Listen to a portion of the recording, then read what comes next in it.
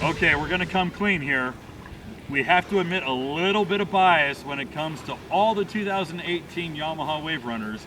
The VXR still is one of our most favorite watercraft that they produce. Now that's a big thing to say, especially when you have the GP 1800 and the FX SVHO and of course the Superjet. So why does this little machine stand so strong among all of those? Well, there's a lot of reasons why, but number one has got to be that every year Yamaha gives the VXR what we think has got to be the best color combinations. The racing Yamaha blue with the metallic black and the stealth gray just looks muscular, looks strong, and it just fits the look of this watercraft so well. Second of all, of course, is power to weight ratio.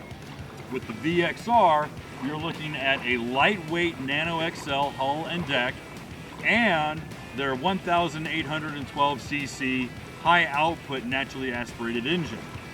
That combination alone gives you a watercraft that gets real close to 60 miles an hour, but has such body response to any sort of rider input, any sort of English that you put on that craft. It's going to respond, it's going to bite hard in the turns, and it's going to take everything you can throw at it.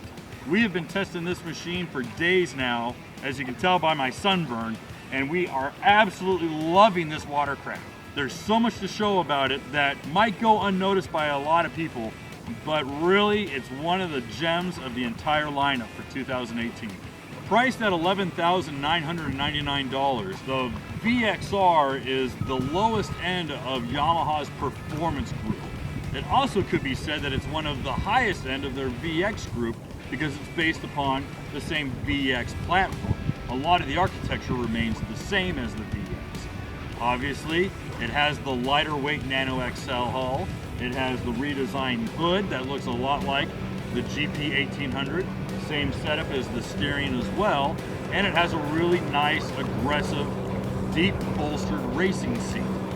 Although the VXR uses the original NanoXcel material for the deck and the hull, as opposed to the lighter NanoXcel 2 that's used on the GP 1800. The watercraft comes in slightly less than the GP 1800's 769 pounds. Why is that? Because it doesn't have the supercharger or the intercooler or the larger pump. What that allows the watercraft to do is shave a little bit of weight overall and still provide a really strong power to weight ratio. The VXR, because it shares so much of the architectural DNA as the GP 1800, shares the same amount of 33 gallons of storage, 11 feet long. It even has the same glove box steering setup and the 18.5 gallon fuel tank. That, paired with the naturally aspirated 1.8 liter engine, gives this performance watercraft plenty of fuel to run with and enough to get you home without any worrying of running out of fuel.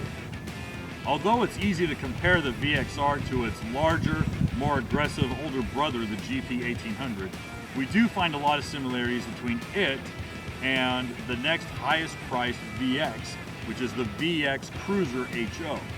Both watercraft share the same platform, the same NanoXcel hull material, as well as the same power plant. Main differences between the two, though, are found in the controls. With the VXR, you get Yamaha's electronic trim control as opposed to cruise control and no weight, which would be very nice but aren't really conducive to a racing or performance-oriented watercraft. So we see why Yamaha chose to leave it off. Of course, the VXR is incredibly striking in its appearance, but a lot of that is also very functional. The deep, race-inspired, bolstered race seat gives the rider a nice forward position and a little bit of a pinch at the knees so he's not sitting so wide in the saddle. Additionally, there's still plenty of room for a second and third rider if you're looking at using it for double duty as both a performance watercraft as well as a family toy. Yamaha's VXR also provides a large swim platform in the back with a folding swim step that is also standard. Of course, as with all watercraft except for a few of the EX models, the VXR comes standard with their dual-throttle ride system, giving you a really nice, steady, and reliable brake, as well as a very easily functional reverse.